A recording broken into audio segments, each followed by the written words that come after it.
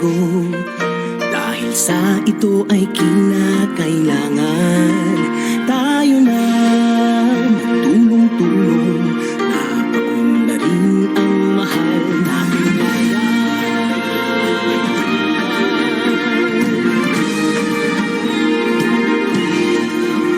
Panahon na magbabago, at ayos ang mga dapat ayusin. Dapat na maging tungkulin ng bawat mamamayan dito sa atin. Ng pagbabago patungo sa pag-asenso, magsikap ng mabuti at nang guminhawa tayo, bago malaki natin sa mundo at ipamalas ang bagong Pilipino at bagong Pilipino.